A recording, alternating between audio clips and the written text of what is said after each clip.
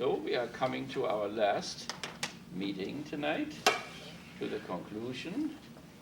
You can just look at these books, there what we are doing here. Okay, so we have our reading as usual, and we want to take that reading in which all of Christianity is summed up, and that is in the book Revelation. And where is it? I think what we said was 21, 1 to 8. So that is the heavenly Jerusalem. And then I saw a new heaven and a new earth. The first heaven and the first earth, that is ours here with all this chaos, had disappeared now, and there was no longer any sea. I saw the holy city and the new Jerusalem coming down from God out of heaven, as beautiful as a bride, all dressed for her husband. Then I heard a loud voice call from the throne, "You see this city? Here God lives among men. He will make his home among them. They shall be his people, and he will be their God. His name is God with them. He will wipe away all tears from their eyes. There will be no more death and no more mourning or sadness. The world of the past has gone." Then the one sitting on the throne spoke, "Now I am making the whole of creation new." That is the core word of all of Christianity. Write this, that what I'm saying is sure and will come true. And then he said, "It is already done. I am the Alpha and the Omega, the beginning and the end. I will give water from the well of life free to anybody who is thirsty. It is the right inheritance of the one who proves victorious, and I will be his God, and he a son to me. But the legacy of cowards, for those who break their word or worship obscenities, for murderers and fornicators, and for fortune tellers, idolaters, or any other sort of liars, is the second death in the burning lake of sulfur." So that great scholars like Ernst Bloch, for instance, thought, outside scholars, non-Christians, thought that this, "I make all things new," is the core of Christianity. So we have this as our final solution, and I edited the whole thing a little bit, so all the other discourses are there, and you can look them up, what we try to do there. So we have a little report, and so we go to our fourth one today.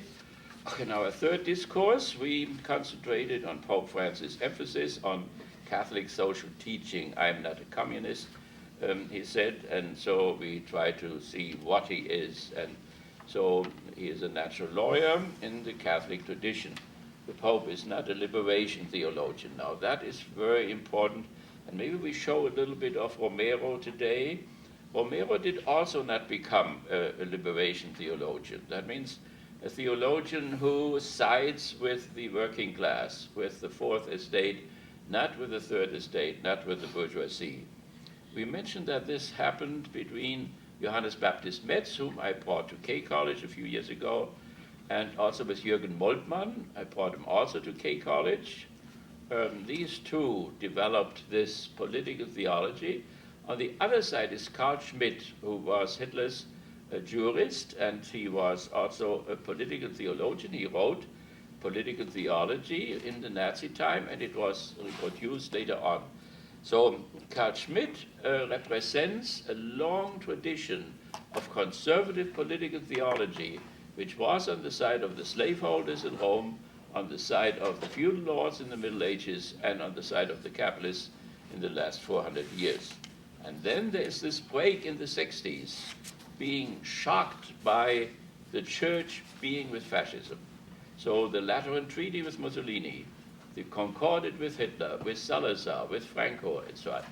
This whole alliance with the right, with fascism, that is what shocked John the 23rd, and also then Metz, so that this new political theology was developed, and out of this new political theology comes the liberation theology in South Africa, in Central America, and so on. So, and what is important is that these theologians shift in the class struggle from the dominant class, the Third Estate, to the fourth estate, to the working class in all these countries, as Martin Luther King did too, and Malcolm X as well. So then the Pope is not a liberation theologian, so that is very important. Liberation theology goes further than Catholic social teaching. That motivated us to move from the time diagnosis to the time prognosis. What will the Pope do concerning the present transition period from modernity to post-modernity, in which the Church finds itself, as we all do? And post-modernity means then I'll turn the future 1, 2, and 3 in terms of religion and in terms of world history. That is what we want to discuss tonight. So tonight we are concerned particularly with the future. What will Francis I and the Church do concerning the determinate negation, as this is called, dialectics or determinate negation, in which modernity is now, since quite some time, probably since 1917, the end of the First World War. That was 100 years ago, the First World War. This year we remembered it. From this First World War on, modernity is in a decline. And so it is a negation. But what is important is that one does not simply say modernity is all bad or was all bad or whatever, but that one says there were tragic elements in it, but there were also good things which were developed. So determinate negation means not to say it was all wrong, but it means that also there are things which are worthwhile to be preserved and to be elevated and to be fulfilled. Promises which were made in modernity and were not fulfilled by modernity can then be fulfilled in the post-modernity. So that is if one is a dialectician, that is the dialectical view of the process. That means it is in motion, and then to determine where we stand, where the Pope stands, where the Church stands. We are in this transition period, and when you see on television then this unbelievable chaos which we have not only in the Near East, but also in our government, and what to do about all this. This has something to do that we are living in a transition period which is not stabilized. So things are very unstable, and it is not Obama's fault or Putin's fault or whatever. It is a world historical paradigm change from the modern paradigm to a postmodern paradigm for which we don't have a real name yet. So what will Francis and the Church do concerning this determinate negation of modernity into postmodernity, which will bring new elements, but which also has to preserve great things which were done in modernity? Because in modernity, particularly in terms of technology, things were done which mankind dreamed of for thousands and thousands of years. So whenever I sit in an airplane, I never read anything, but I look at this unbelievable machine, at the height and the speed and the wind and all this, the cloud formation and so on. This is something unbelievable, and one should still be shocked of the newness of all of that. And I had a relative, Albin Kehl, who was a physicist, and he spent his whole life in order to develop the wings which go backward. So when you see planes today, most of the wings are going backward. He invented that. He spent his whole life, and then he put it in the German Air Force, including the stealth bombers where everything is going backward there. The Germans were very creative, even in the last stages of the war. He spent years and years down in a mine. In the mine he had a wind channel, and there were these wings, and then he was sitting in office and counted all, went through all the mathematical formulas to do that. And so when the Allies marched in, the Russians and the Americans each of them took half of it. And that is how the rockets and all that got divided between the American and the Slavic world, including the SS general there whom we brought here who brought us then to the moon, and he would have gotten us to Mars too if we hadn't put him into an office where he died from cancer. Okay, so time diagnosis, we want to do that as before. So time diagnosis and also prognosis, particularly, that we look forward. Last week, the American Air Force made an assassination attempt on Caliph Baghdadi. Who is Caliph Baghdadi? First of all, what is a caliph? Caliphate means successor in Arabic, successor of Muhammad. So somebody declared, this Baghdadi, whom we wanted to kill last week, he declared himself to be a caliph, and people, what we call ISIS, and today ISIS and the other thing there, what are they called? Al-Qaeda, united today. So remember that we started with this fundamental issue of critical theory of religion. That's what you have in all these books, right? That is what we have developed in these books. According to the critical theory of religion, modernity and religion have been antagonistic. They went further and further apart from Galileo, Copernicus on, Darwin, and so on and so on. And it is deepening as we talk. So at the same time, this split also produced then splits in the religious communities. So there you have Al-Qaeda, and there you have ISIS. They were split. And why are they split? Because of their attitude, or different attitude, toward modernity. So we went to the rabbi with my class, here the rabbi in Bnei Israel, the children of Israel out there on Drake Road. He is a reformed rabbi. And then before, with another class, we went to the other rabbi, who is a conservative rabbi. Now there is in this town also an Orthodox rabbi.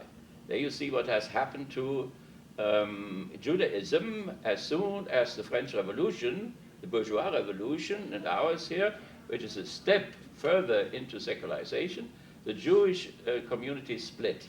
On one side, there are the Orthodox, who hold up to the Hebrew Bible, word for word. Then we have the conservatives. They came from Germany and went to Wisconsin and so on. That's how it developed here. And they were more open.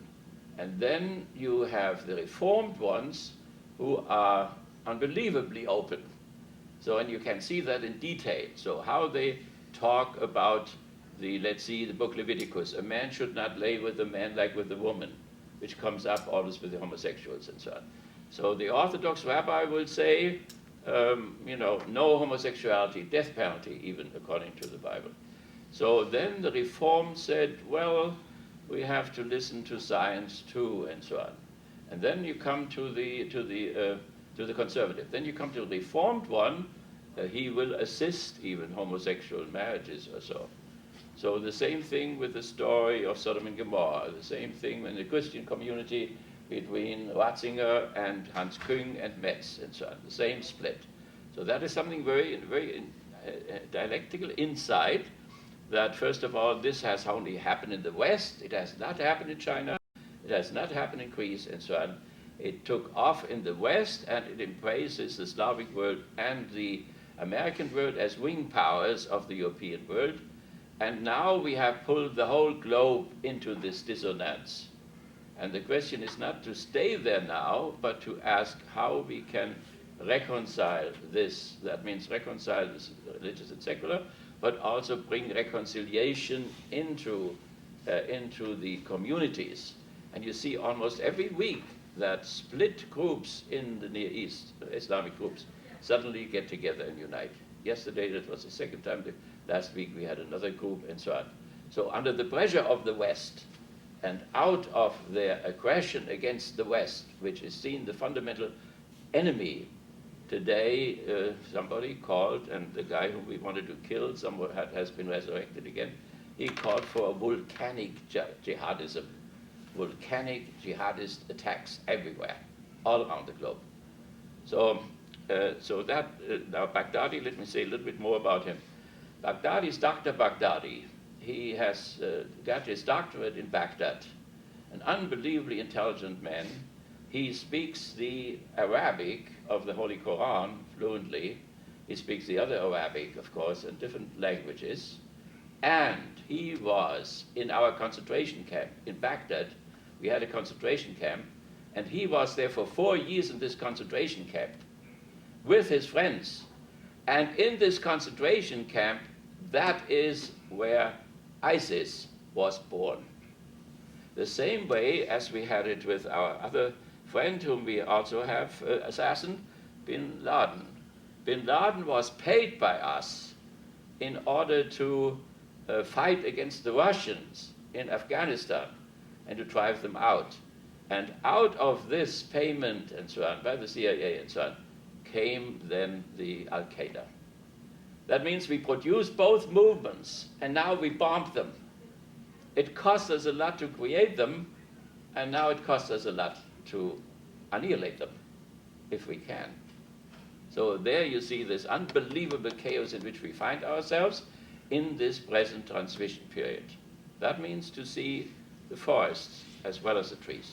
The trees as well as the forest. So tree is, this Baghdadi had this education, and so he has declared himself now the successor, that means the caliph, and has established this Islamic State. And the question is now how many people will recognize that state, because a state's validity depends on the recognition which it gets. And so I think I told you once that I never deserted the German army as the Pope did. Ratzinger deserted because I did not know what he knew, namely when the German state became illegitimate. A state becomes delegitimized when the recognition is withdrawn. But up to the end, and the two successors of Hitler, both were recognized by all states around the world. So therefore the German state never lost legitimacy until it was completely dissolved and the military government took over.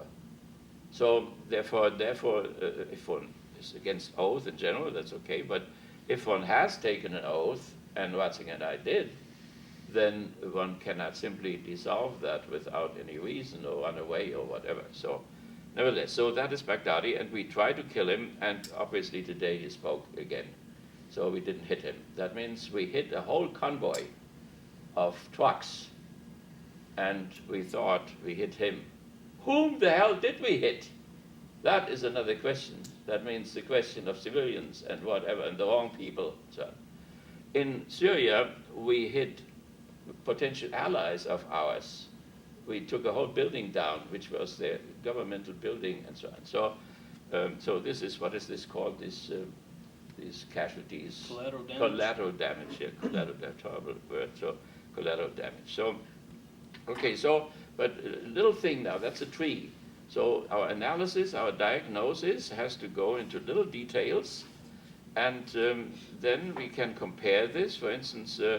And we answered the question there, why did he become radicalized? How did this radical movement came about? It came about in our concentration camp. It was not a prisoner of war camp, because there were no fighters in there. It was not simply a prison, like we have it in every state. It was a concentration camp. That means where unpleasant people were concentrated together. That is what the concentration camp means. As Hobbes developed it, and then, as a general, there in a British general, practiced it the first time against the Byrd in South Africa, and then the Germans took it over. That's a concentration camp. It's a bourgeois idea. If you have problems in the state and the crisis, you set up, Hobbes said, it's a war against everybody, then you set up this, these concentration camps in order to establish law and order. Okay, so that's how he became radicalized, and then there are similarities, of course, in the killing of bin Laden, as I just mentioned. Also, he was our friend. He studied at Boston. He had good American friends. He said there are very gentle Americans everywhere. So he was not against all Americans or whatever, but he was against something, namely us as the representative of modernity. That was the universal which we stressed. And we said it's so important that one has these universals and can hold on to it as the flow of information which we have as nobody ever had it before, through our machines, through our television and so on, that we can learn to hold on to these universals and are not distracted now by particulars. So therefore the struggle is of bin Laden and Baghdadi and so on is against modernity, which threatens Islam, for instance, through the separation of church and state and ummah, or then that out of this comes the consequence of privatization, which destroys the whole holistic character of Islam, as it has destroyed the holistic character of Catholicism here. What you see here is a poor shadow of what Catholicism was for 1,000 years before the Reformation. So when you see neurotic elements in Catholicism, as the Pope said, the obsession with sex or whatever, that you didn't have that in the medieval Catholicism. Catholicity means to have the whole thing, to embrace everything, to be universalistic and so on. And Catholicism has become a little sect, now, big sect, I mean, with many people, over 1 billion, but has sectarian tendencies, authoritarian tendencies, strong authoritarian tendencies, which the older Catholicism never had. Yes, Walter? Would you go over the word universals? Yeah, Catholicism means the whole, it means universal, and then heretics are people who take a part of that whole. So take a particular Bible verse, like for instance about justification. The whole Luther Reformation was about justification. So he took that one thing out and then said Catholicism teaches the wrong thing, that we are saved by good works, but we are saved alone by Christ's death on the cross and not by any good works or whatever. So instead of the Catholic as well as, he said either or, as Kierkegaard made it clear later on. So either or. It is either faith or it is works. And Catholicism tried to be Catholicity to the whole thing. That means works and faith and works. By the way, Luther would also say that if you have faith, it has to show in works. But what he saw when he heard confession was that the people, the farmers, put a little paper in there that they had paid 100 gulden to, let's see, the Dominican Tetzel or whatever, and half of it went to the cathedral, which we took the pictures of. We brought the book the last time. So the St. Peter's Cathedral was paid with these gulden, and the rest of it was payment for the princes and so on. But the main point is that Luther had the impression that Catholicism taught that if you do that, then the soul of your grandmother can jump out of purgatory. That means that it has salvation potential. And now, already the Trent Council made that clear by 1546 or so. And Karl Barth then and Hans Küng together made it clear that the church never taught that one was saved by one's own works or whatever. So the Luther was far away in Thuringia, far away from Paris, which was the center of Catholic intellectual life, and somehow in the desert out there, and did not get the mainstream and fell into Gabriel Biel's nominalism. That means the universal is not like for Plato in heaven, it's not like for Aristotle in things themselves, but it is in our head. And we cannot know the nature of things at all. So the universal is just a word, a token which we have by which we orientate ourselves in the world and so on. And therefore the Reformation became nominalistic, the bourgeois revolution is nominalistic, and the multiculturalism is nominalistic. And so when the Pope talks as a natural lawyer, who is an Aristotelian, he will, for certain, will be misunderstood. Because whatever you think on your mind, how your mind operates in terms of these universals, you will understand the other wherever he is. So we will misunderstand any Platonist who starts talking. We will understand every Aristotelian, we will misunderstand him. In the meantime, already Trent Council, before the Trent Council, they were Catholic and Protestant humanists, and Contarini was a lay cardinal, and he had the same experience like Luther, this unbelievable experience. Am I justified? Am I a child of grace? Am I rescued? And as a monk, Eremite, Augustinian Eremite, he had horrible struggles in the monastery. He went to his father confessor on Monday, and then he came back on Sunday, and so the father confessor was also the abbot. He sent him to Rome to get rid that he wouldn't go to confession anymore. Staupitz, so that he would get. We call that today a scrupulous conscience, but he was more than scrupulous. So, but in the meantime, all these things have been settled. There is no reason anymore. If that was the cause of the Reformation, there is no reason anymore why the churches should be separated now. So, but in the meantime, there are political things. New traditions have grown. So, but that is another future thing, how to talk among Christian groups and so on, how they can how we can find a way to come closer to each other. Okay, so so we have this Bin Laden thing, and then he was radicalized. Then, well, also we can take our universal now, modernity. He thought he was hitting, that means he played a trick. He used us, we are the older type of modernity, in order to hit at the newer type of modernity. That's the socialistic one. And that was in Russia. So Bin Laden was convinced that he had thrown out the Russians out of Afghanistan, and that thereby he had conquered part of modernity. So therefore, then we were the next one. And the attack in New York, he didn't do the attack in New York. That were completely different people.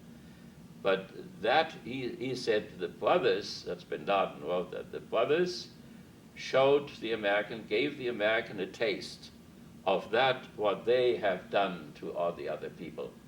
That means he identified it as an act of retaliation, lex talionis, jus talionis. So, and that is the same call today for volcanic jihadism, whatever that will mean now in the next weeks or whatever.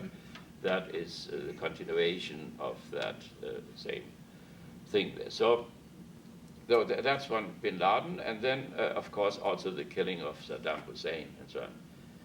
Not only the very detail how he was delivered by the American troops in the morning to the Shiites in order to be hanged in the most undignified way. And all what Clinton had to say was that who took the pictures? She was not appalled about this treacherous type of a behavior of her troops, but she was concerned who caught them, who took the pictures of them. But Saddam Hussein behaved very statesmanlike to the very much. They hadn't even told him the night before that this would be done, which one does if you have to hang somebody, should at least do it in a decent way. And so the Shiites made nasty remarks, taunted, right? They taunted him, and he said still reasonable words. He said, be aware of the Persians, that's, he called the Iranians still Persians, and gave advice to his people what they should do and so on, and then prayed the prayer of the dying people out of the Quran, and he repeated twice, and the second time they let him fall and hanged him and so on. So, and outside, the Sunnis were standing outside and said, we will take revenge for this from generation to generation. And we should take that seriously. We suffer from amnesia. We cannot even remember which girlfriend we took out last Sunday or whatever, we ate last Sunday or whatever. But when I was in the civil war in Yugoslavia, I was in Belgrade when the war started, and the Serbs there said, now we can take revenge for the battle in the Valley of the Blackbirds. Amstelfeld. Yeah, Amstelfeld, yeah, the Germans call it Amstelfeld. That is where the Turks overcame the Serbs and were running up to Vienna later on, so, and left a state in Bosnia-Herzegovina, the only state which they ever left behind. But there's, remember, that was in 1399, whatever. And they talked about it as if it was yesterday. I thought, well, the Amstelfeld, when was that? And I mean, there is now, 400, 500 years or whatever, and they still think it was yesterday. So we have to counter that. Whatever we do, first of all, we have to know that this will be revenged. Maybe not yesterday or tomorrow, or maybe 5 years from now, a plane will blow up, and we don't even know anymore why it's blowing up. That with this, how this lex talionis functions, that is something very beastly there when you forget everything, because you don't know when you do something, you forget already in the future what will happen to you because you did this. Every bomb which we throw there will come back to us. That is the law. That is the law of history. It is ethics. It's an earlier ethics than the Golden Rule. if we would treat people as we want to be treated, but we don't want to have those automatic airplanes coming here and assassinate people in the street of Kalamazoo or whatever, why the hell are we doing that to people in Yemen and so on? So if we don't treat other people according to the golden rule, then automatically the older law of the lex talionis or the jus talionis will set in with iron consequence. There is logic in history. It's not all arbitrary or whatever. So therefore we should be very careful for what we decide now to do and so on in Syria and so on, because if we don't annihilate them completely, and that is very hard to do now, if you can annihilate the other, that's what the order which the president gave. The president gave the order to annihilate the ISIS. But if you don't annihilate them and they ally themselves with all the other groups, that means with the whole Islamic Brotherhood, from Algeria to Turkey and so on, there are millions and millions of people. And if there are a few left, they will still go on and take revenge. Okay, so that is something which we have to learn. We are front runner together with the Slavic world, and we have to learn fast. The responsibility is unbelievable. If we want it or not, through the 19th and 20th century, the United States and America as a whole moved into the foreground, and so did the Slavic people. And as the Greeks were once, as the Romans were once, as the Egyptians were once, as the Chinese were once, as the Indians were once, they all were at the front once. And then you sink like Europe now, you sink into the niche. In the niche you can have a good life, you know, you can have a little store and you can make money and you play golf and so on, but you have nothing to say anymore. So the ball is carried, that's good, the ball is carried by somebody else now for a while. And it is important to see what the task is, what the task of the Slavic world and the American world is, which would be fulfilled. And that is what we put into this article, which we sent to St. Petersburg and is now translated to Russian, and it will be distributed in the Putin government and other governments, where we argue for the cooperation of the two worlds. Because Gorbachev came on last week and said that the second Cold War is starting, and he asked the UN to intervene as fast as possible. We have a neoliberal and fascist government in Kiev, and they try to do something against the vote which the three republics did in the eastern part of the Ukraine. That means they split off. So, and the Russians seem to have moved their army now along that border. If Kiev should repress that vote of last Sunday as illegitimate and so on, they will drive in. And the Kiev government has no chance to win that war. In 3 days, they will be pushed to the ground. So therefore, they should not even start. So, but our propaganda machine, of course, set in already there, the Putin. It's not Putin, it's the Duma. It is the whole 12 states now, 13 states now, which are the Russian Federation and so on. Not Putin naked on a horse or whatever. This personalization of abstract universal powers and so on, that's a propaganda trick. And you can hear it already, oh, Putin. And when you say Putin, then right away comes a negative reaction to it. They have the whole population under control. It is unbelievable. So the pictures and the images and the manipulation of the pictures. We thought once, you know, that the camera would bring us to the truth and so on. We had no idea what you can do with the camera. If you put it upside down or right or left or whatever, you can take all pictures. You can take pictures of our slum and it looks like paradise. Okay, so that is the whole set. Yes. Question for you: do you think that's precisely what NATO wants to happen? Is for Kyiv to go in there into those breakaway republics so that it draws the Russians in, knowing that Kyiv can't handle it, and that brings NATO in? Well, because that's what they want to do ultimately. Think, you know, Europe is,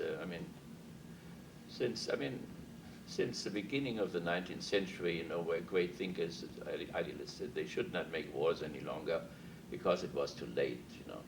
And then Napoleon, you know, tried it again and marched to the east, you know, then Hitler marched to the east, and now they have expanded again to the east. They are in Bulgaria and Romania and so on. And somewhere the line had to be drawn between the Slavic world and Europe. And the line is now through the middle of Kiev. middle of Ukraine. And the question is now, will it be pushed further to the east? That is a possibility. So what Putin said, you don't mess with us, we have the nukes or whatever. That is a joke, but it is also a little bit serious. So the Europe will not fight. They have just Putin has made a treaty with Kiev that they will get the gas, the natural gas. Otherwise, now in the snowstorm, they would all sit in cold houses, and so would freeze to death, So therefore, he made that treaty, so the gas continues to flow into the Ukraine and to Germany, through Poland, Germany, France, and so on. They all live with Russian gas. And we cannot, if we want to replace that now, we would have to ship it or whatever. This is not possible. So therefore, they are now, it was a good thing that they began to build bridges. And the Germans were very good. And Putin speaks fluently German. He was stationed in Germany for decades and so on. So as a Secret Service man. So they can have a good relationship to Europe, but Europe is on the way out. That means in the niche since quite some time, into the niche. And symbolically, the American troops from one side, the Slavic troops from the other side, and crushed Hitler, the low bourgeois, right in the middle of it, Berlin, where he chose to go.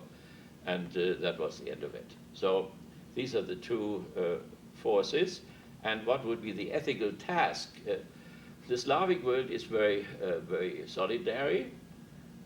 Friendships and community and so on is overwhelming, but there is some missing, and what is missing is the modern issue of autonomy. Autonomy, self-decision, which has all kinds of things in the economy, in the polity, and so on. Now, we have developed this autonomy here through England and so on, and we have business, a self-made man, the entrepreneur, and so on, and also in politics in terms of civil rights and so on. So that is our strength. Our strength is autonomy. Their strength is solidarity. But if you have autonomy without solidarity, then arbitrariness moves in, and this autonomy turns into selfishness, into egoism, into greed, and so on and so on. So that means autonomy has to be mediated by solidarity. Our families fall apart because of the high divorce rate, and so on and so on. So we don't even have family solidarity anymore. Our old people are sitting there, putting them in homes or whatever. So we have to learn solidarity as fast as possible. The others have to learn autonomy as fast as possible. So when we founded these things in the Slavic world, in Dubrovnik and in Yalta, what we emphasized was civil society. It was autonomy, because that would be good for them. When you go to the airport and you see those Stalinistic hotels there, it's abominable. I mean, it's abominable. Not only that the windows, the snowstorm goes right through the windows and so on. And it's already the architecture is so dreary. So without imagination, without beauty and so on. So therefore, obviously, something is missing. But because this solidarity, if it is not mediated by autonomy, looks so sad as it really looks. But you don't have even that only there, you have it in the kibbutzim too. So when I was in the kibbutzim, I could not live in a kibbutzim because they have massive solidarity, but not enough autonomy. So, and they work on it, right? So they have worked on it. Intelligent people are working on it. In Haifa, when I gave my speeches there several times, I met very intelligent Jewish scholars who lived at the same time in a kibbutz, and so they slowly say, well, originally the children were all in the kindergarten. They never came home to their parents. Well, suddenly they bring autonomy in, and children then are with their parents. Or the children in the morning have to go through the old people's part, who are in the middle of the kibbutz, and they see their grandmother and their grandfather. So the children have contact with them, the old people are not alone.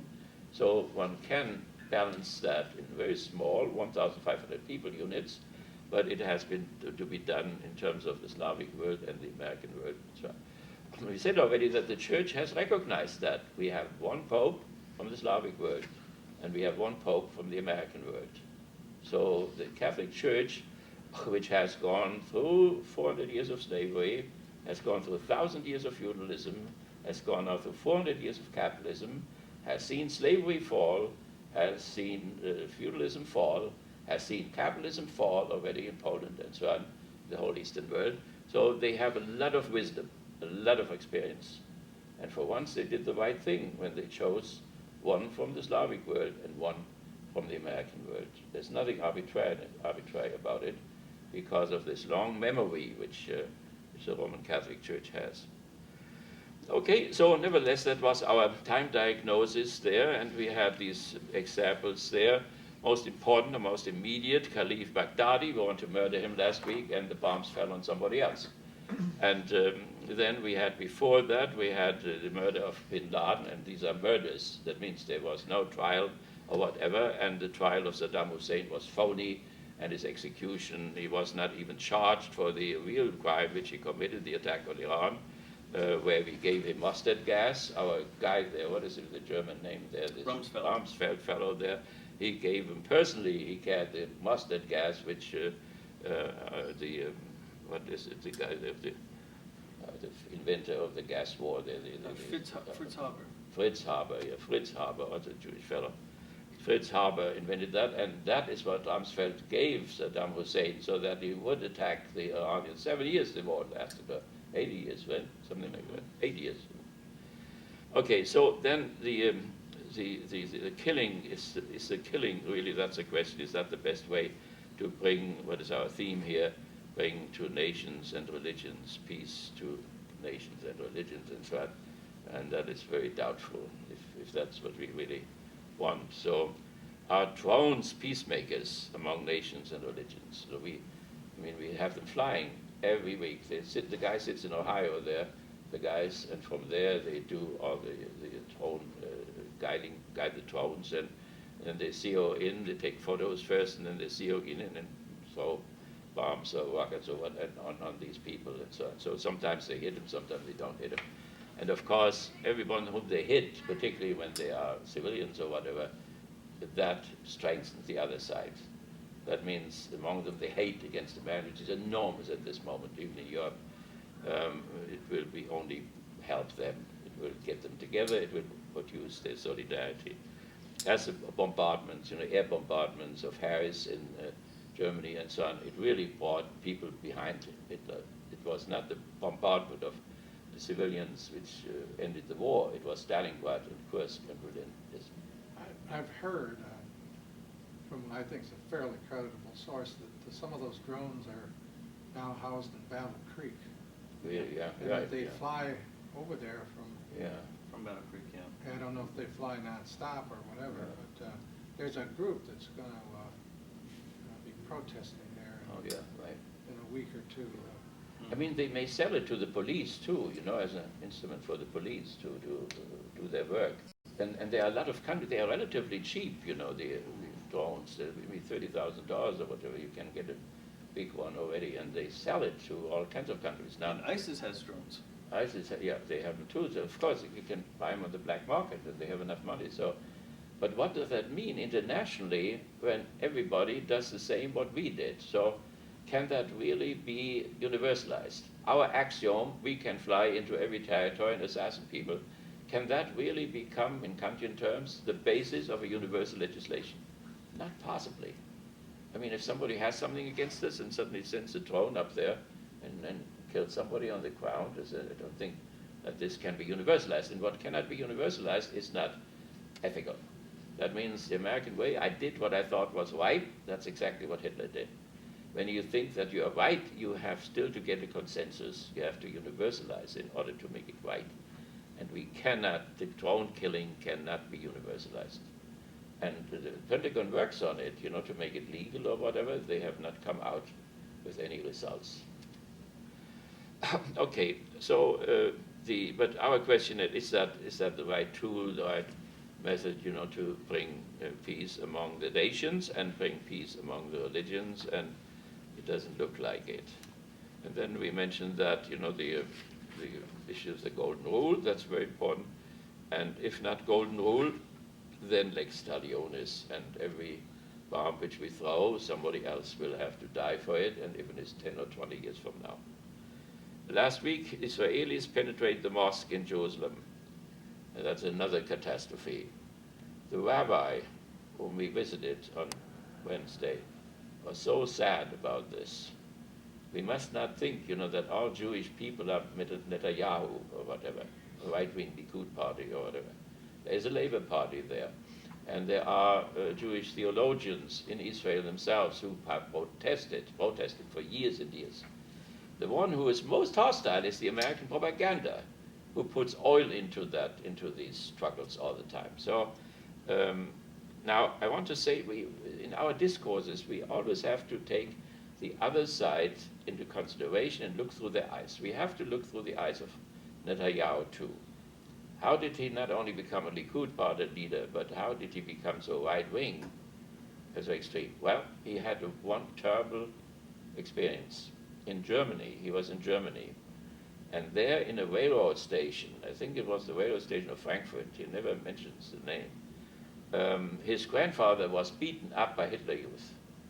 And before the grandfather was beaten up, he told him, "Run, boy, run, rescue yourself," and so on. And then I don't think they killed the grandfather, but they beat him terribly. And out of this experience, he was maybe 12 years old, he said, "This will never happen to us again."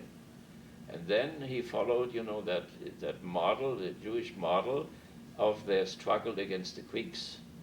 There was 200 years or so before Jesus, there was the Greek emperors wanted to force the Jews into their Greek religion, and they put up guards into the temple in Jerusalem and so on. And then there were families and so on who stood up against that and were martyrized. From that time on comes the Jewish idea not only of Sheol, that was older, but the resurrection of the flesh. And it is this idea of the resurrection of the flesh, of the martyrs particularly, which then Paul took over when he said, "And if their teaching," it's a Jewish teaching, not a Sadducee, but a Pharisee teaching of the resurrection of the flesh, if that is not true, and Paul was a Pharisee, then Jesus has not been resurrected, and then we are the poorest people on this earth, because we don't get anything out of this life, and nothing after there's no next one anyway, neither. So it is this time to which Netanyahu refers. That means Jews not taking it all like they supposedly did when they were in the concentration camps. They had 3 SS-men and they had 3,000 Jews, and these Jews did not fall over these SS-men and kill them, but they went like lambs to the slaughterhouse. That will not happen to us anymore. This is the experience behind Netanyahu, and this experience has to be recognized. One does not have to let oneself to be slaughtered. One can defend oneself. But does he really defend himself? Or does he not do to the people in Gaza the same thing what has happened to his grandfather? There was a member of his cabinet, maybe a year ago or so, and he saw in the newspaper, Haaretz in Jerusalem, an old grandmother, and she was on her knees and tried to get her heart pills or blood pressure pills to find them in her house, which the bulldozers had pushed off. They had, as they do, they ruined the olive trees of hundreds of years old, and then they pushed all the houses out into ruins, and the grandmother was on the foundation of the house, and there was no house anymore, and she looked for her pills. And that cabinet member said, "That is my grandmother in Auschwitz." He made the connection, right? But not everybody makes the connection. But he could make it in public. That is something, by the way, in Israel. I gave nasty speeches in Haifa, and as an ex-German, that sounds particularly strange. So, but I always got something to eat afterwards, and I told them, as long as you give me something to eat afterwards, you are nuts. You are still a little bit democratic. The press is still a little bit free or whatever. One can still say what one wants to say, and it is true to some extent. These theologians, Jewish theologians, they cannot print anything, and they take the internet today and then send it to Canada or whatever, and there in Canada, Gregory Baum or whatever, they take it up and print it or so. So there's some limitation there, but they still are not persecuted. They can still express their opposition to the Netanyahu government. So even if we think that a government acts wrongly, I think we shouldn't, even if it's Hitler, one should look through their eyes how they see the world and how they see the enemies and so on. Okay, so that is our time diagnosis, but it may be that the third intifada has started. So the last time it was a Jewish president who walked into the district which is under Arabic control. So I came there once, it was Ramadan started, and from Ramadan they closed the synagogue, they closed the temple, and I want to go in and said, I came from America all the way, but they said, no, we make the order here, and I could not go into the mosque on the mount there.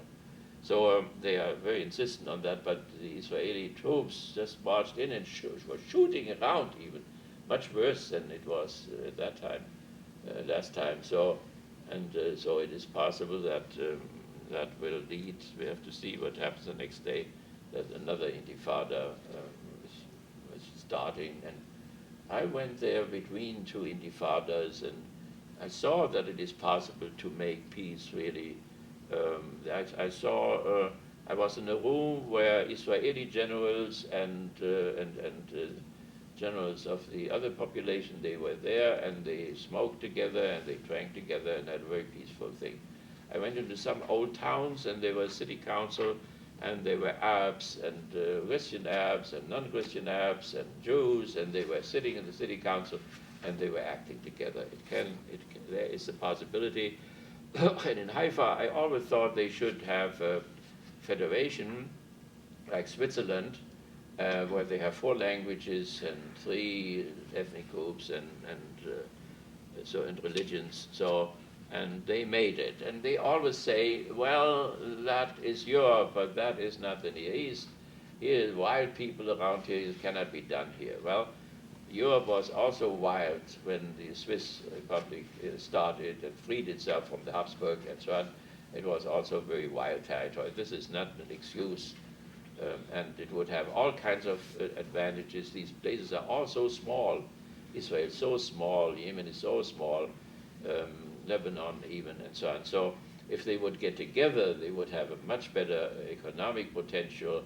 They could use the irrigation from the Sea of Galilee and from elsewhere and unsalt the Mediterranean, and they have produced already a paradise south of Jerusalem. There was all desert, and there are beautiful trees, now palm trees and vineyards and so on. So they could all work together, but the Israelis have this idea of a 19th century nation state with the same people, same race, and so on. And it will not work. That cannot work. There are still 2.5 million refugees sitting around Israel who are waiting to go home. And if they will go home back to Tel Aviv, where they are pushed out, then in 1 generation, 2 generations, that will not be a Jewish state anymore. That will be an Arabic state, because the reproduction rate of the Jews is much lower than the Arabic reproduction rate. Okay, but last week also, I think it was the economic minister or minister of the interior and so on, put into doubt the 2-state solutions. They said we cannot have these 2-state solutions. And we went to the synagogue, the rabbi still is for the 2-state solution, and we haven't made a comment yet. So that would be, what if not the 2-state solution? What then? Then we have a 1-state solution, and what do we do with the West Bank and with Gaza? Okay, so that as far as our contemporary issue, and you can do that on your own then, to look at things and make a time diagnosis and a time prognosis where this is leading to. So where this is leading to is that it looks now that no religious solution is possible for that. One has to shift to the secular side.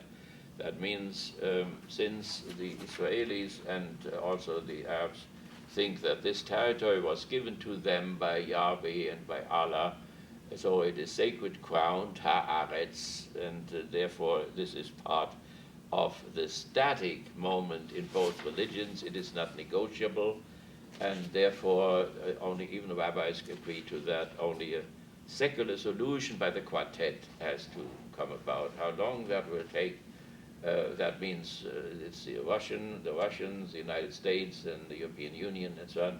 They have to get together and send troops there along the walls, the War of 65 or whatever the line will be.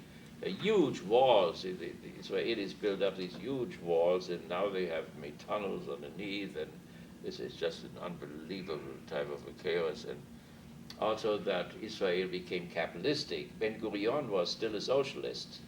The Zionists planned a kibbutzim state. That would have been completely different. The whole relationship to the Arabs would be different and so on. And then the whole thing shifted suddenly to Tel Aviv, and it became a capitalistic country. When you have a capitalistic country, then you need cheap labor, of course. And since you don't have enough cheap labor inside, you have to go out and get the cheap labor from outside. So then you have a whole dependent population, and you have social costs which you don't want to carry. So then you put like we do, put the machines outside there. It's recently, suddenly 12 million came into the country. That is the German way to get cheap labor. But that was not our way. That is why we protest against those 12 million coming in. So the Germans brought even the concentration camps were labor camps for cheap labor for the industry. Or every corporation had a concentration camp. You cannot talk, as we said the last time, about the war or fascism or concentration camps without talking about capitalism. And we are not used to this. I don't know why. So this seems to be the clearest thing in the world, but we didn't even use the word until a few years ago. When the crisis came, we talked about capitalism again. Okay, so that as far as we can close with this time diagnosis and time prognosis. We know what does not work. Sometimes we know what the untruth is, but we don't know the truth. But we know that this type of killing and murdering and intifada and whatever will not solve the problem. It will be this horrible thing which Jesus wanted to break through.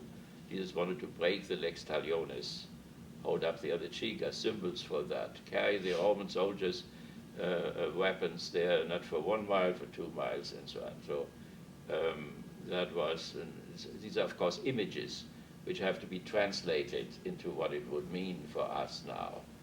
But it means very clearly that the lex talionis, it sounds good. You know, if somebody hurts you, that you hurt him again is a very natural impulse which we have in common with the chimpanzees, our ancestors.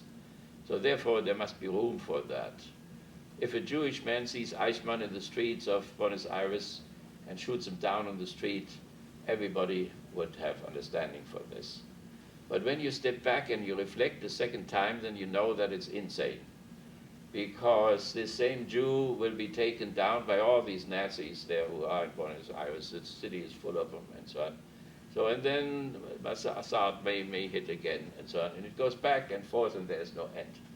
This lex talionis leads to insanity, or as Mahatma Gandhi said, the whole world will be blind.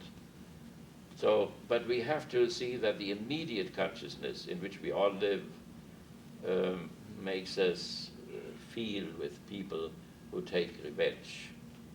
But then when we move to a little bit higher type of consciousness, which is mediated, then we know that it is catastrophic in the end.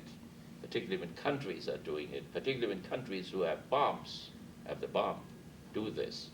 Pakistan, Israel, South Africa, India, China, North Korea, they all have the bomb. What does that mean when the lex talionis goes on and they have the bomb?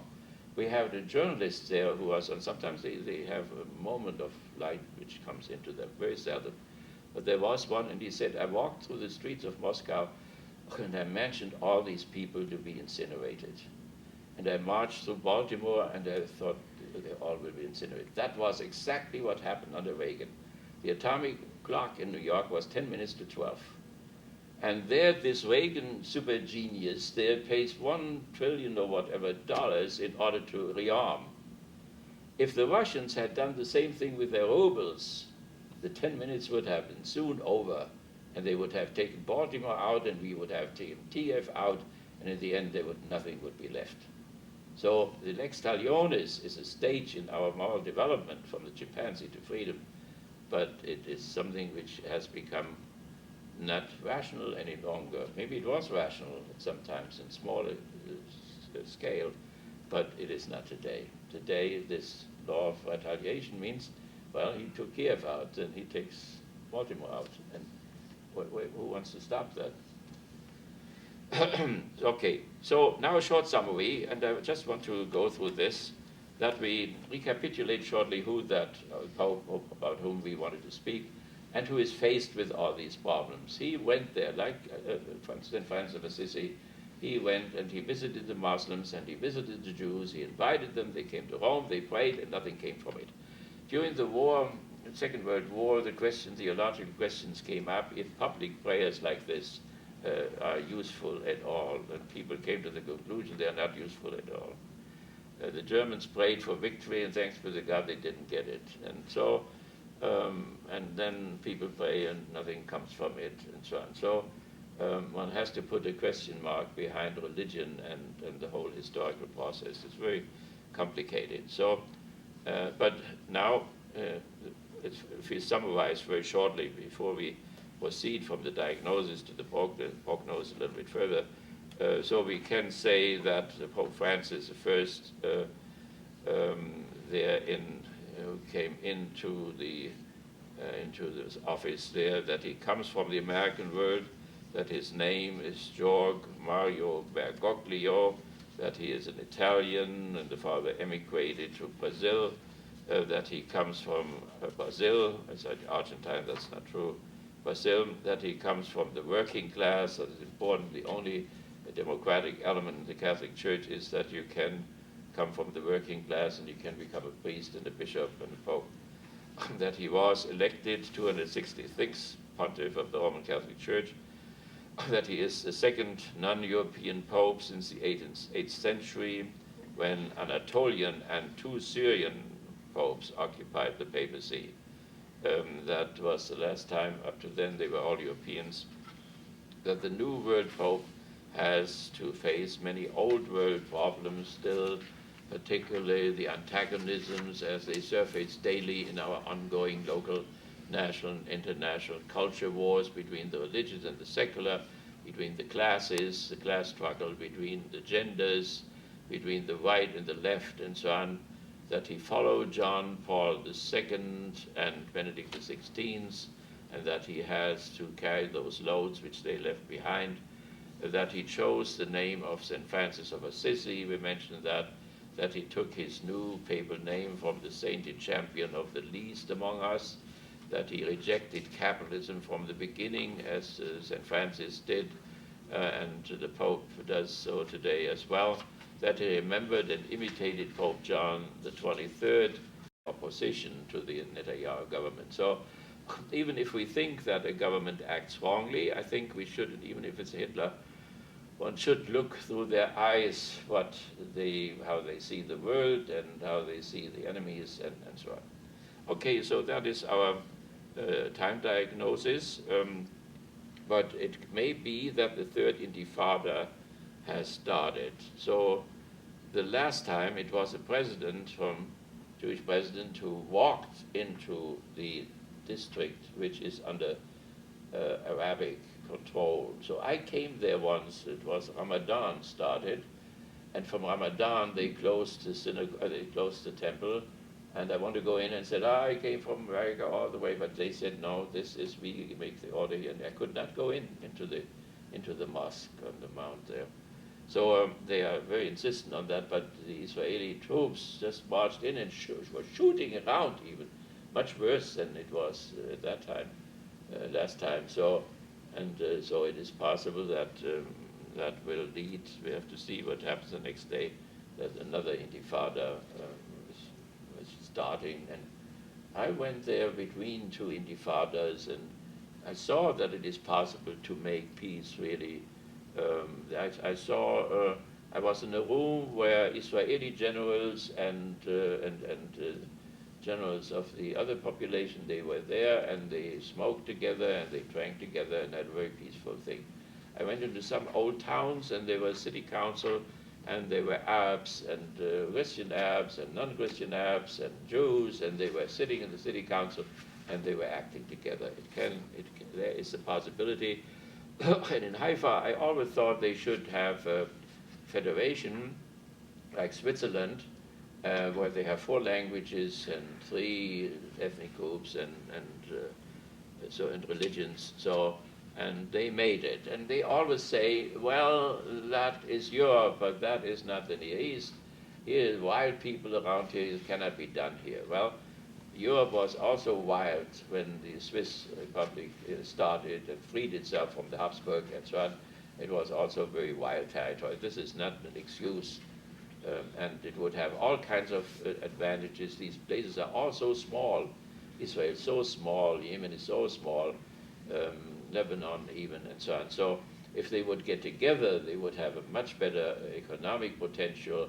They could use the irrigation from the Sea of Galilee and from elsewhere and unsalt the Mediterranean, and they have produced already a paradise south of Jerusalem. There was all desert, and there are beautiful trees now, palm trees and vineyards and so on. So they could all work together, but the Israelis have this idea of a 19th century nation state with the same people, same race, and so on. And it will not work. That cannot work. There are still 2.5 million refugees sitting around Israel who are waiting to go home. And if they will go home back to Tel Aviv, where they are pushed out, then in 1 generation, 2 generations, that will not be a Jewish state anymore. That will be an Arabic state, because the reproduction rate of the Jews is much lower than the Arabic reproduction rate. Okay, but last week also, I think it was the economic minister or minister of the interior and so on, put into doubt the 2-state solutions. They said we cannot have these 2-state solutions. And we went to the synagogue, the rabbi still is for the 2-state solution, and we haven't made a comment yet. So that would be, what if not the 2-state solution? What then? Then we have a 1-state solution, and what do we do with the West Bank and with Gaza? Okay, so that as far as our contemporary issue, and you can do that on your own then, to look at things and make a time diagnosis and a time prognosis where this is leading to. So where this is leading to is that it looks now that no religious solution is possible for that. One has to shift to the secular side.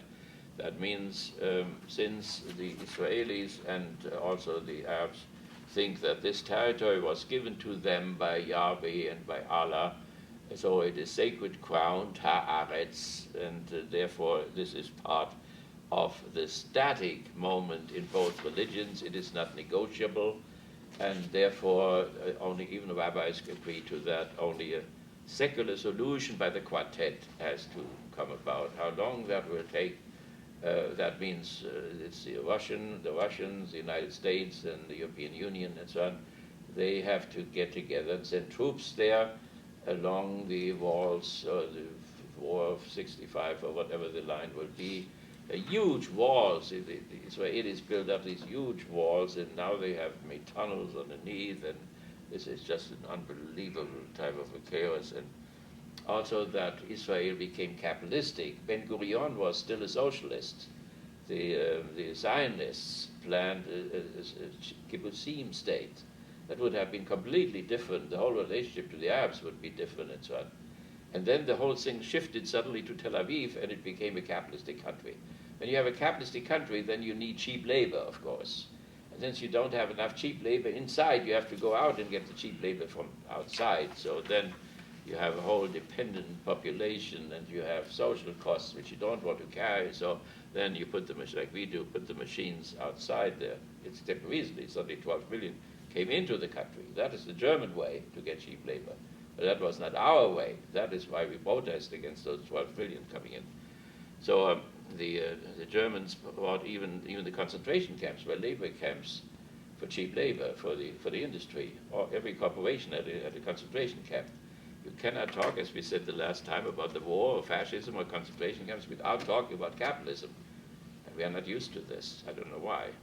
So this seems to be the clearest thing in the world, but we didn't even use the word until a few years ago. When the crisis came, we talked about capitalism again.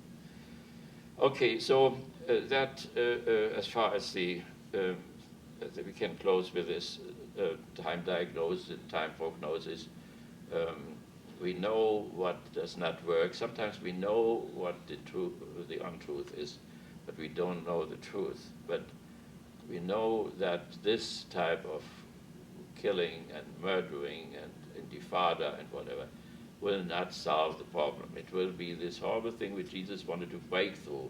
Jesus wanted to break the lex talionis, hold up the other cheek as symbols for that, carry the Roman soldiers' weapons there, not for 1 mile, for 2 miles, and so on. So that was, these are of course images which have to be translated into what it would mean for us now. But it means very clearly that the lex talionis, it sounds good. You know, if somebody hurts you, that you hurt him again is a very natural impulse which we have in common with the chimpanzees, our ancestors. So therefore, there must be room for that. If a Jewish man sees Eichmann in the streets of Buenos Aires and shoots him down on the street, everybody would have understanding for this. But when you step back and you reflect the second time, then you know that it's insane. Because this same Jew will be taken down by all these Nazis there who are in Buenos Aires. The city is full of them and so on.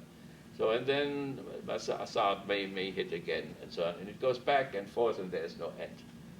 This lex talionis leads to insanity, or as Mahatma Gandhi said, the whole world will be blind.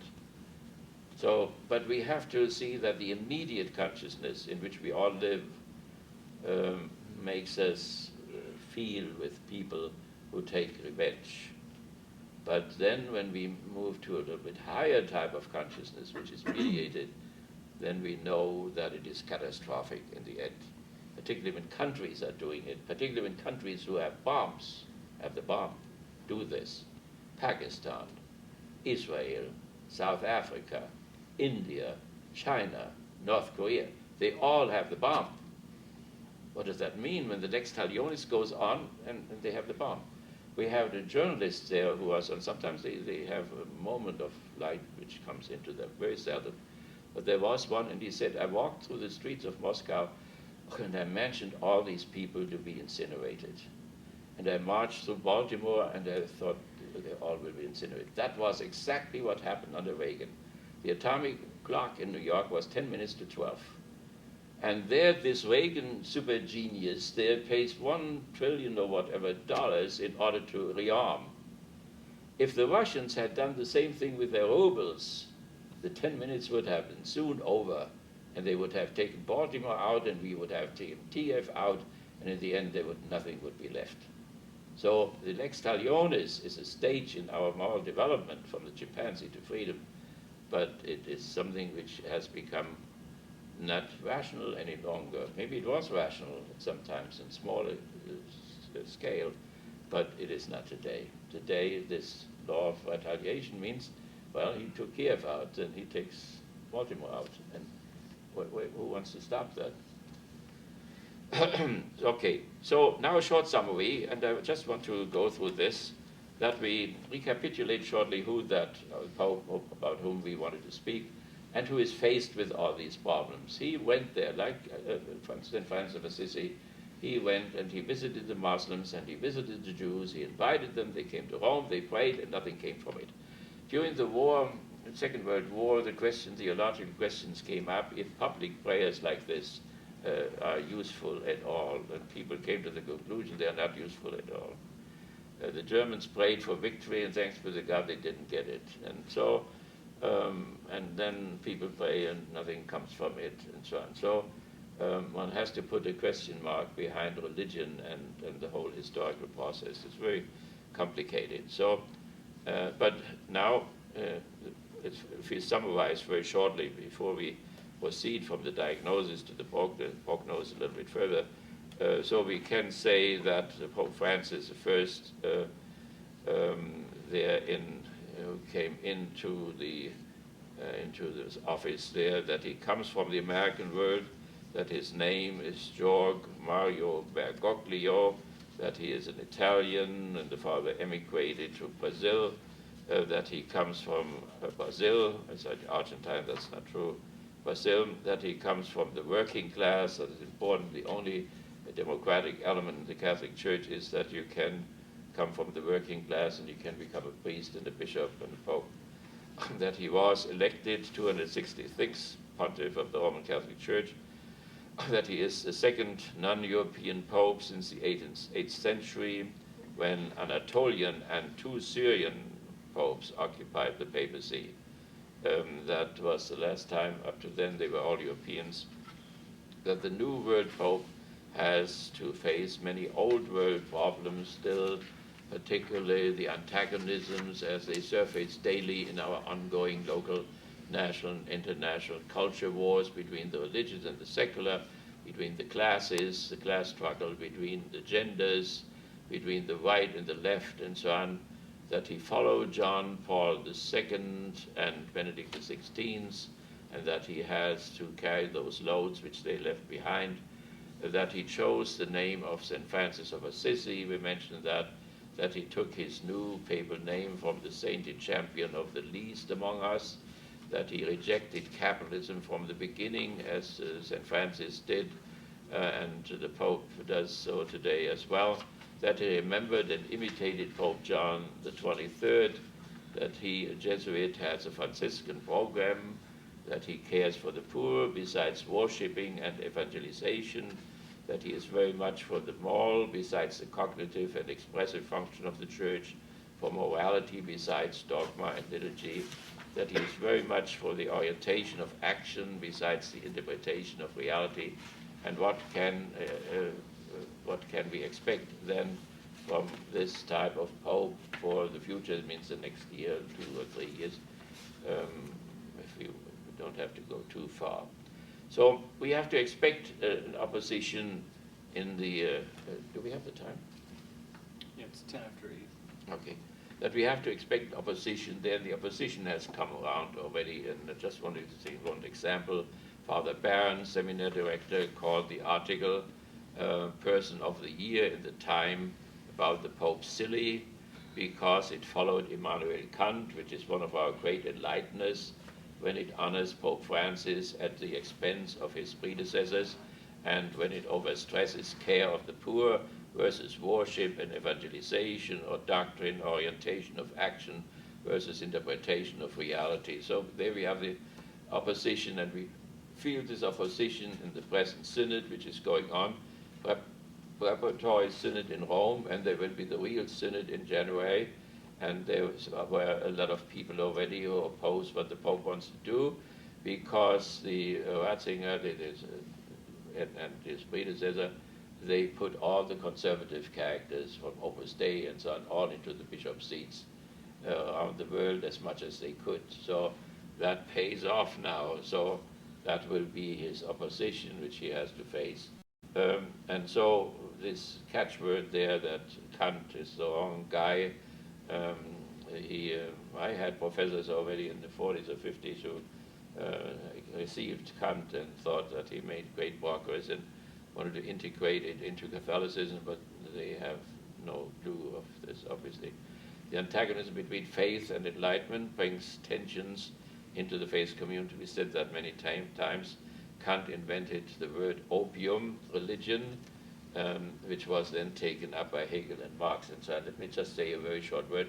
So when somebody talks about Marx, then he says, well, that's the guy who said religion is opium of the people, and not for the people. So it's not produced by the capitalists in order to keep those 250 million workers here stupid.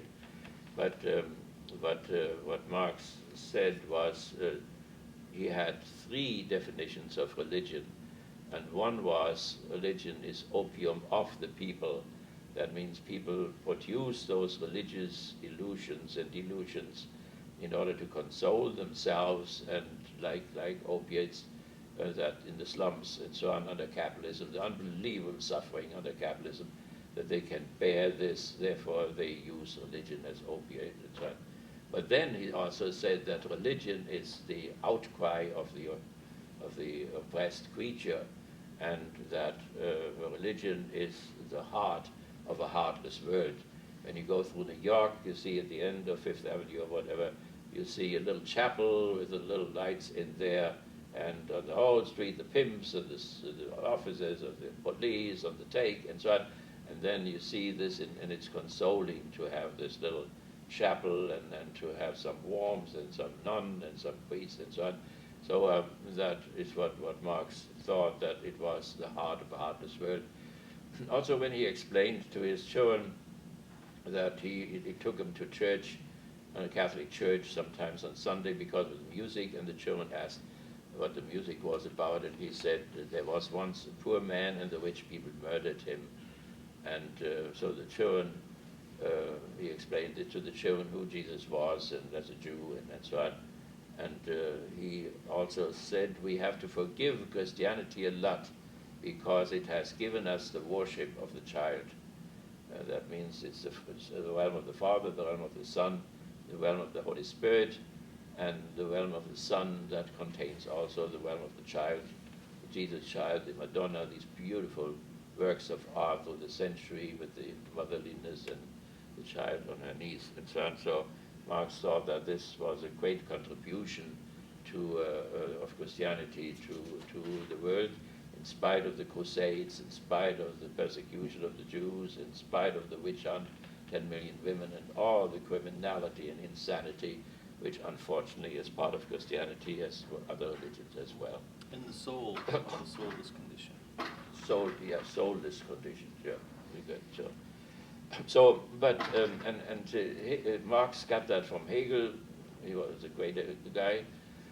And Hegel thought that only Hinduism was opium of the people, but not the other religions. So Marx universalized it, which is very questionable, of course. So, and not all of Hinduism may be opiate, but he thought of, what this Om is doing to the intellect, and that then people, instead of building houses for the poor, they let them sleep under the bridges, and nothing happens, as we still have it in India, all over the place. So that was Hegel's position. But for Kant now, where everything comes from, and he's the teacher of both of them, he would say that if somebody calls a priest in when you die, or a minister or so, then he should not console, but he should tell you what you may still be able to make good in your life, and that means to sharpen the conscience, so, or what you can still do in your last hour. So opiate religion is a religion which makes people feel good instead of sharpening their conscience.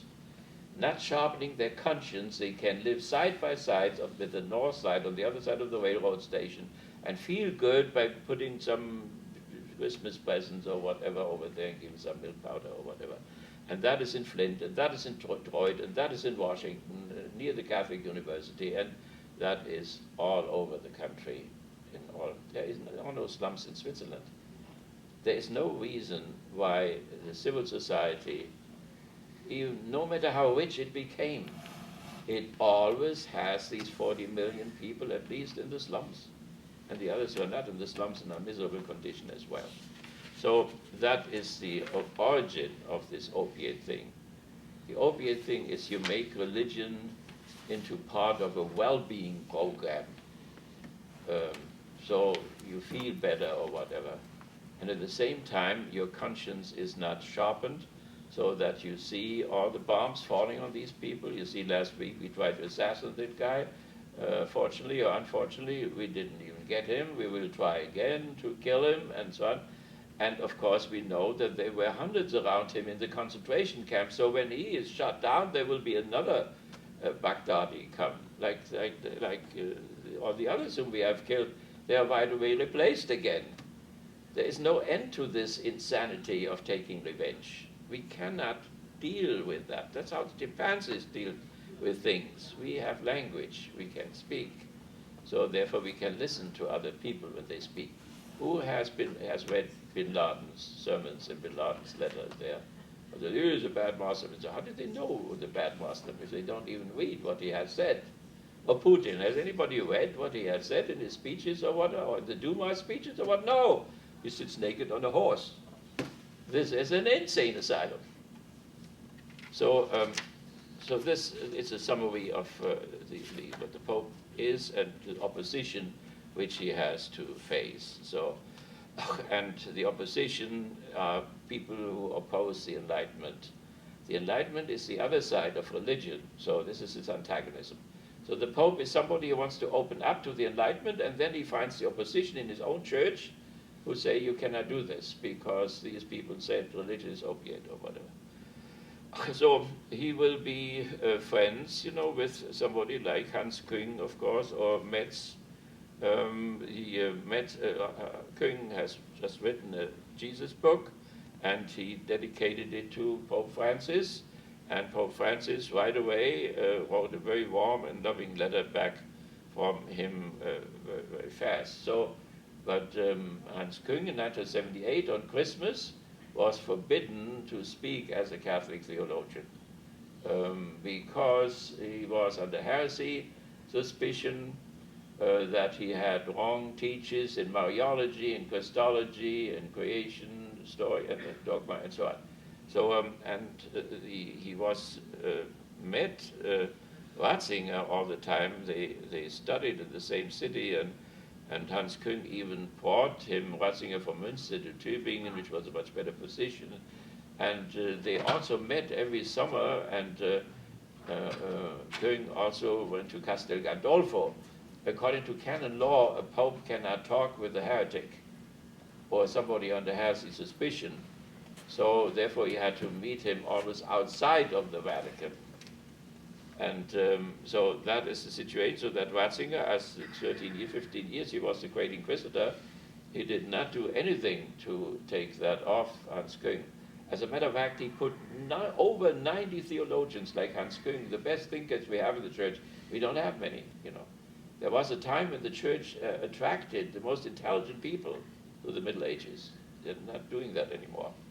But they have some left, and even them they have pushed out under the John Paul II and under Ratzinger. So hopefully that will end now, and they will get some of them back over. So that would be a good test if he really makes a difference or not, that he brings these people back.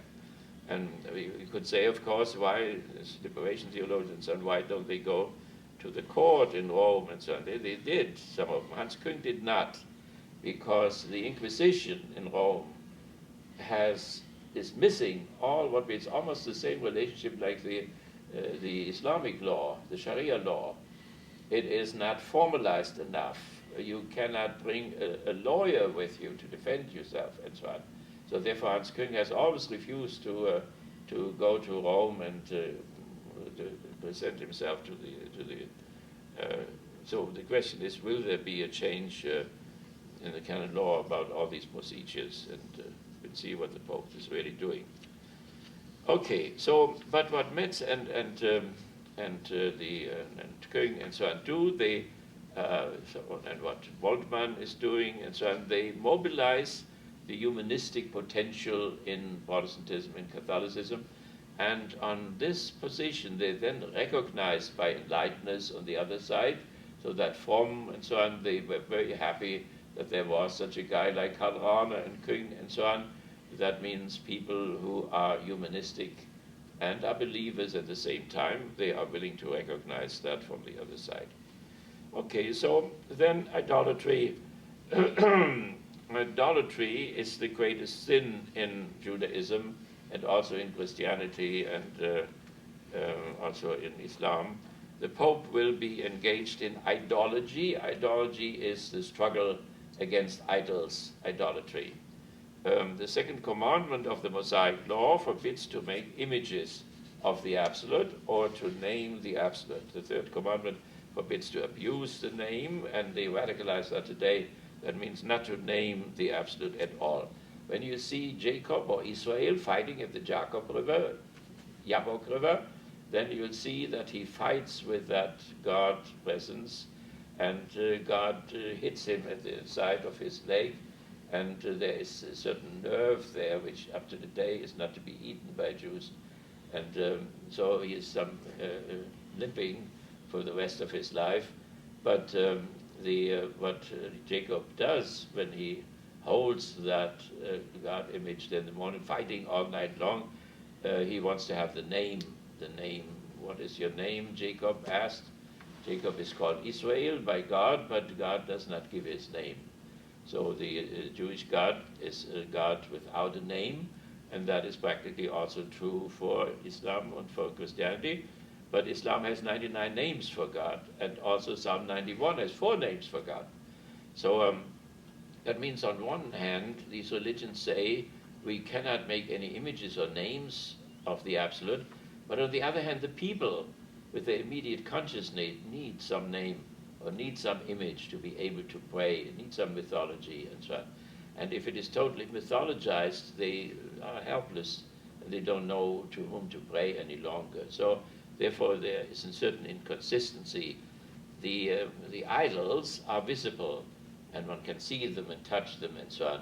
But the God of Israel, of Abraham and so on, cannot be seen, and that is hard. He can only be thought. He can be reached only in thought.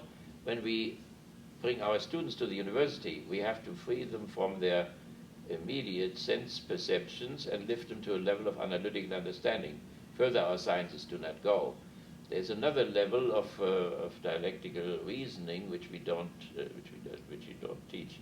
So it depends on which level one approaches the Absolute, and what these Abrahamic religions do, they force people away from their sense perception. They force them also away from analytical understanding and want to lift them up to another level, and that's very hard. So the Egyptian fellow who developed monotheism, Anechnaton, was most hated by all the people in Egypt. And after he was dead, they scratched out all names from the pyramids, and only in 1924 or so he was finally discovered, and so until then he was all kept secret. So the masses of the people, the uneducated particularly, hate intellectuals of this kind who present the Absolute without presenting it. To approach, to elevate yourself to the nameless one is a very, very difficult type of a thing, and so therefore always compromises are made, and there's, I hope, nothing wrong with these compromises. So, but nevertheless, the Pope will be engaged in idolatry, like Erich Fromm did here in this country, the Second Commandment and so on, we mentioned that. So particularly the critical theorists whom we mentioned here want to bring Moses and Kant together. So that the Pope may go the same way. By the way, even Ratzinger already, Benedict XVI, he recommended in an encyclical that Horkheimer and Adorno should be read. So that was reaching out to the other side. He did that at the end of his career. Space salve, right? Yeah, right. I think Hope, that. Yeah. salvation through hope. Right, yeah. So that is a good development. Popes can learn. Usually they quote only themselves. Popes quote only popes, which is not a very good thing. But there he did quote Horkheimer, the founders of the critical theory, which we had in that little trailer there, which we showed in the beginning. Okay, so we have, with Kant, we have the same thing there, where Kant forbids analytical understanding to penetrate the thing in itself. That means God, immortality, and freedom. Because when you penetrate that, the mind gets confused and gets contradictory. God's power and God's mercy don't fit. God's love and God's power don't fit. It's what the attributes all become contradictory, and the mind becomes confused. So the Pope will fight against the idolatry of money, and he did that already. We have idols in civil society. Max Weber, civil society is an idolatrous society. So we don't have these poetical names anymore, Pluto or Aphrodite or Venus and so on, but we have porno, and we have Pluto, we have this money power which destroys our democracy. The last election, they paid over $2 billion in order to get that victory, which we had last week during the election. So Aristotle already states that plutocracy will kill democracy. The offices are so expensive, and you either have to have that money or you have to get it from somebody, and then you have to vote like he wants you to vote. Same with lobbies and so on. It has undermined everything. So money is the universal commodity. It's a very simple thing. But money can become an idol because one can get through it. Everything. It's very powerful and so on. Marx spoke about the commodity fetishism, so that we pray to our own creations. We go through the stores and so on and buy our cars and our clothing or whatever. So that is commodity fetishism. There are idols, of course, of war, sex, wealth. So they were called Mars or Aphrodite or Pluto. I have a colleague who has concentrated on the Nordic religions again, and we had just, his promotion was on, and I said, well, when I hear Odin or Wotan or Valhalla or whatever, I'm all at home again, because I had to jump over fire and celebrate the fertility cult on Easter again, and so on. This horrible regression. That guy has been hired to do Christianity. Instead of Christianity, he does pre-Christian Nordic religion, which is far below the Greek mythology and so on. So they see where we are going, and there's nothing to resist that, because they all go with it. So these are our dangers in our society. We can talk about those another time. So that is the idolatry of money. For Jesus, money could be tainted. So Jesus talks about tainted money. Tainted money is money for which you have not worked. So the value of money depends on work. That means $1 is the equivalent for so much work which you did. And so when you exchange things, it is the medium between different commodities, and you then get a price depending on how much work is involved in this and in that commodity, which are compared with each other. But if there is no money, that if you have money, I had that once when I taught a class there, lots of economics guys, and a family member even, if it was somewhat connected with my family, student got up and he said, look, that's why we come here. We come to Western in order to get rich. And I said, well, there's nothing wrong to get rich, of course, but I said, just take $1 out of your pocket there. And so he did, and I said, look at this now. Where does that come from? Who worked for it? If you worked for this $1, that's fine, keep it. If your father worked for it and gave it to you as a present, that's okay too. But if you did not work for it and you still have it, then somebody else worked for it and didn't get it, and you stole it. That is what is tainted money. And Jesus was very much, that means it was a very low commodity exchange level on which Jesus lived. But there was money there. There was the shekel even already, and there were the Roman denarii, and they could be exchanged in the temple too. So it was very low by our standards. I mean, we have gone through the roof in terms of everything is commodified in our society, but they were already starting very nicely there, down there. So, and that is what Jesus' position is, and one should look at those things a little bit more. Okay, so we have, as far as the country is concerned, so this is the money thing, and that is one idol, which, an idol is something you spend a lot of money with, you think a lot of it, you are much dependent on it, so everybody can know what he spends most time for. So if we say we throw now 500-pound bombs and so on, they cost thousands of dollars and so on. So if you spend so much work and so much money and so on for one thing like war, then this becomes the idol. Or, when you want to make money today, you can go into porno, you can go into drugs or into arms. These are all idols.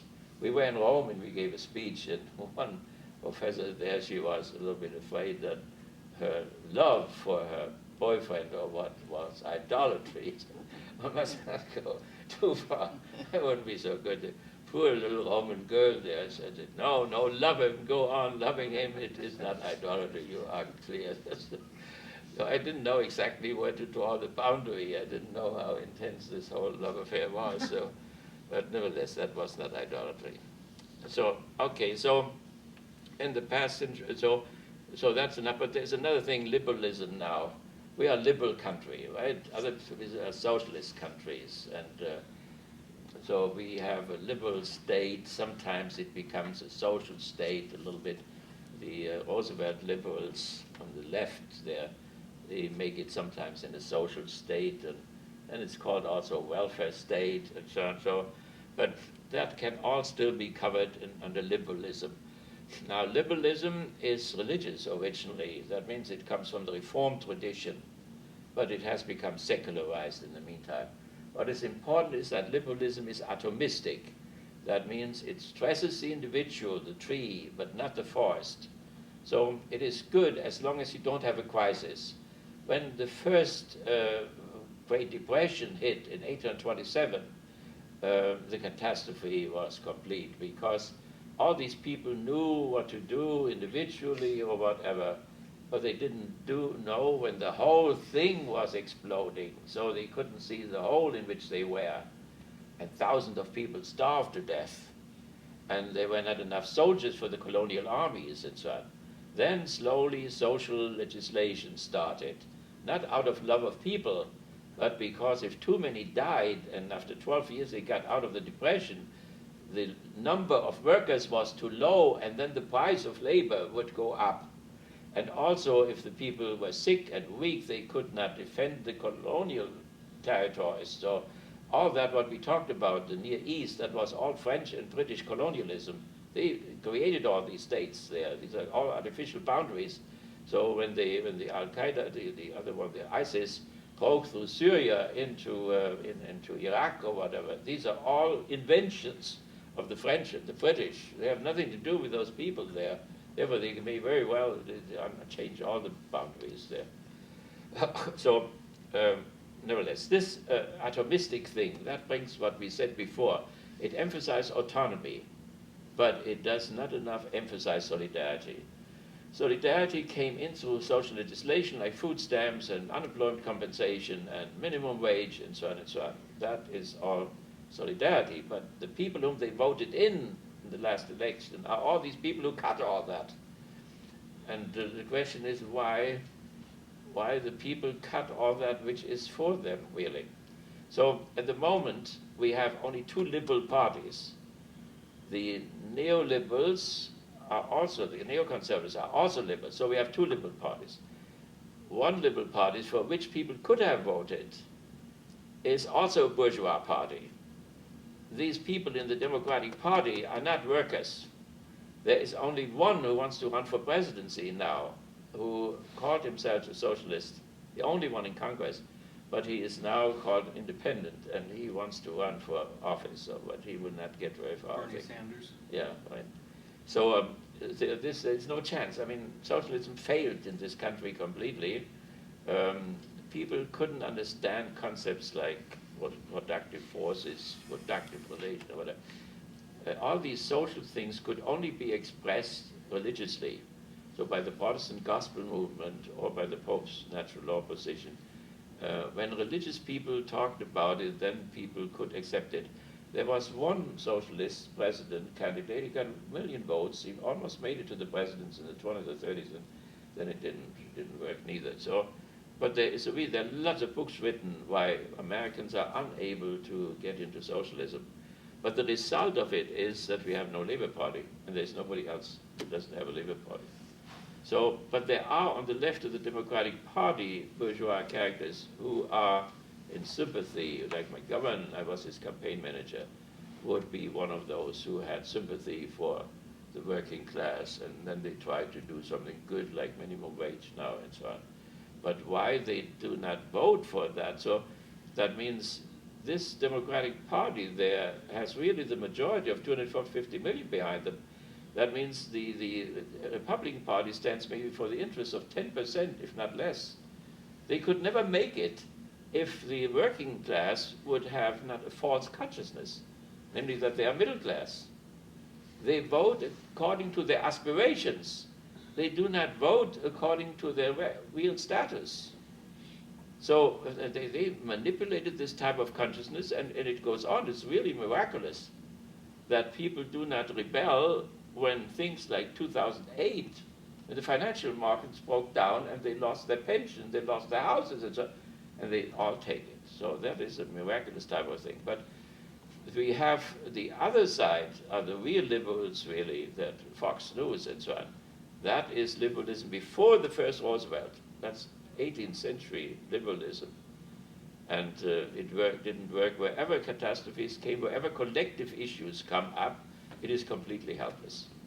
So that produces then the crisis which we had all the time. So therefore, back to what we said in the beginning, the balance between this atom there, between that individual and autonomy, and on the other side, solidarity, how we get those two things together.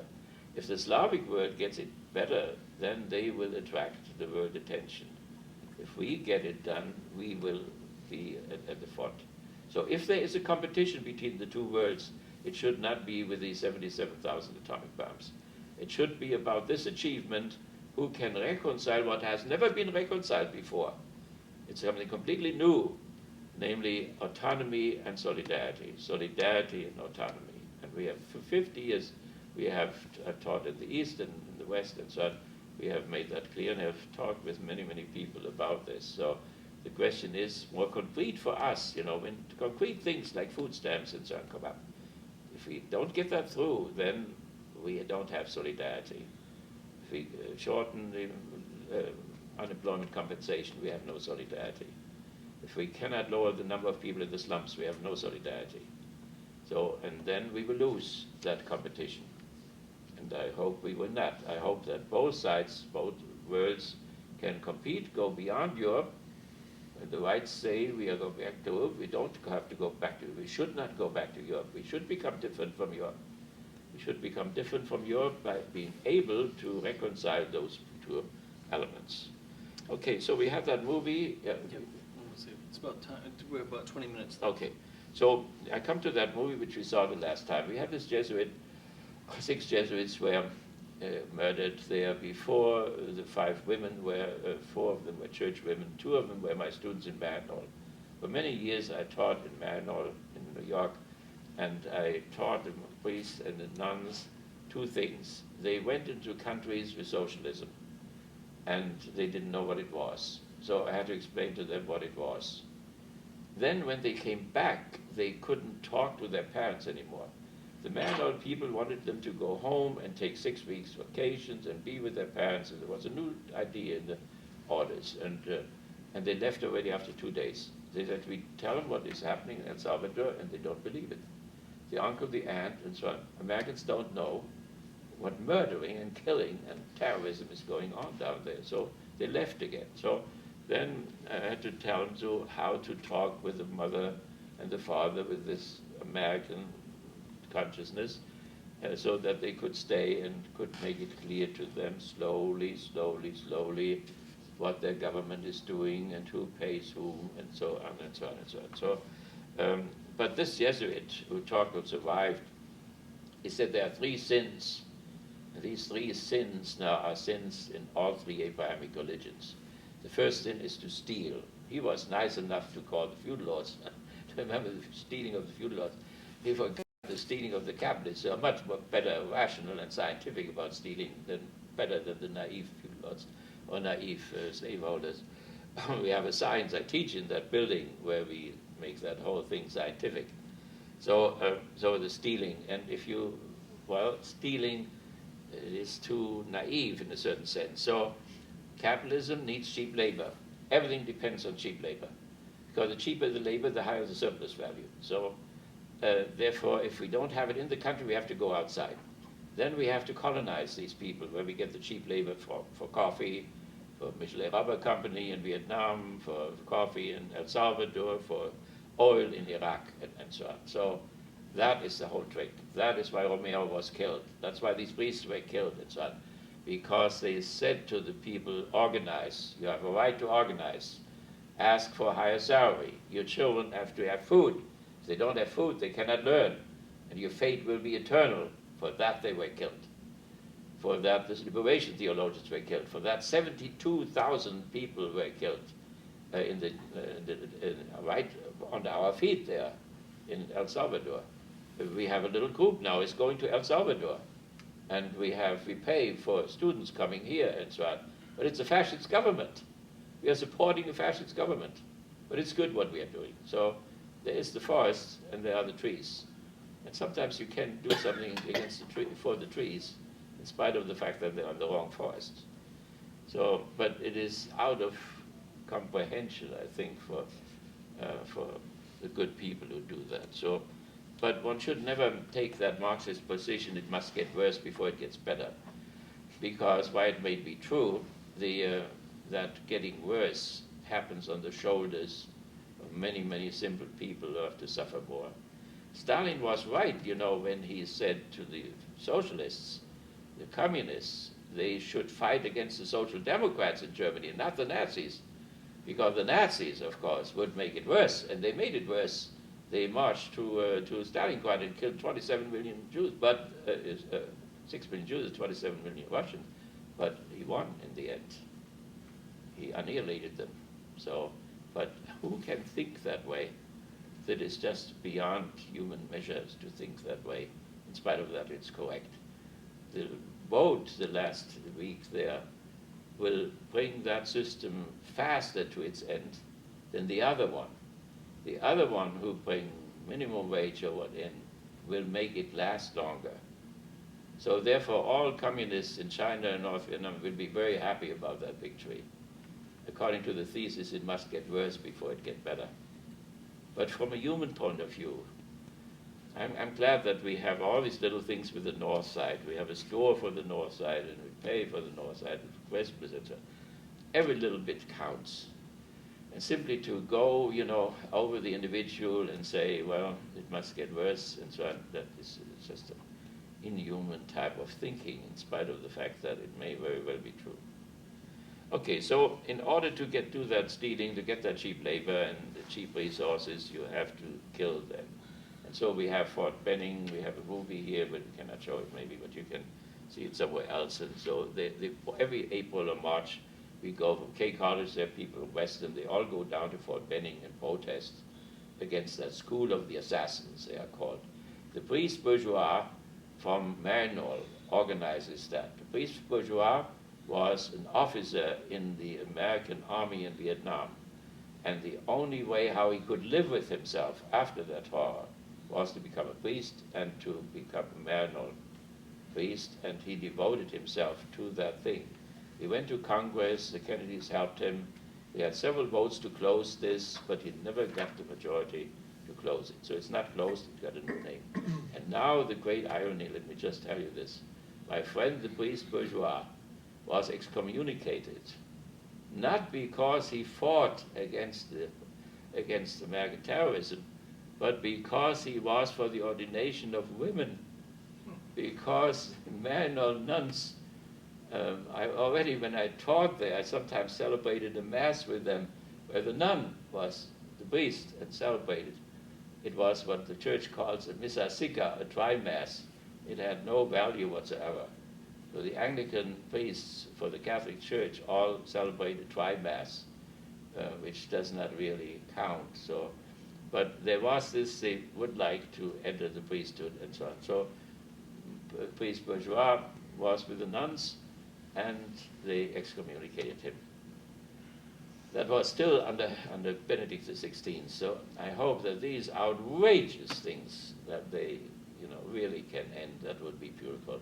They are little things, and they do not affect dogmas or whatever, and they could easily be changed. So, and then the murdering, and then the lying over both of the stealing, and so that we produce a certain appearances every day, costs us millions of dollars in television propaganda and so on, in order to lie about the stealing and about the murdering and so on. And these people who bombed New York there and the Pentagon and wanted to get at the White House and the Congress, and will probably someday, they argued against that. They bombed the Wall Street, that was for them, it was Wall Street, because of the stealing, the Pentagon because of the killing, and the White House and the Congress because of the lying. So that's a Mosaic Decalogue, it's a Sermon on the Mount, and that is what they all have in common. And so what comes out of this analysis, whatever we can do in order to stop that killing or diminish it or stop this stealing. I mean, we lost the war in Vietnam. It's now a communist government, and we trade with them. We now buy the rubber. What's wrong with this? Already General Giap told us all the time, come back again as tradesmen, as businessmen, and you're all welcome. Instead of them, we killed 2 million of them. McCain is one of these characters who did the bombing. He was shot down while he bombed Hanoi. So we have it right among us all over the place. So why could we not do the same thing with Iraq, with Iran, and so on? So sell people, normally businessmen, and buy the oil for a decent price, or buy the coffee for a decent price in El Salvador, or buy the rubber from the Michelin Rubber Company. So why must one have French colonialism first, and then we replace it with American colonialism? It just, modernity is coming to its end, right? That we said we're on a transition period. The sooner we end it, the better it is. We can also go on and kill and be killed in the process. Okay, so that is all what we wanted to say.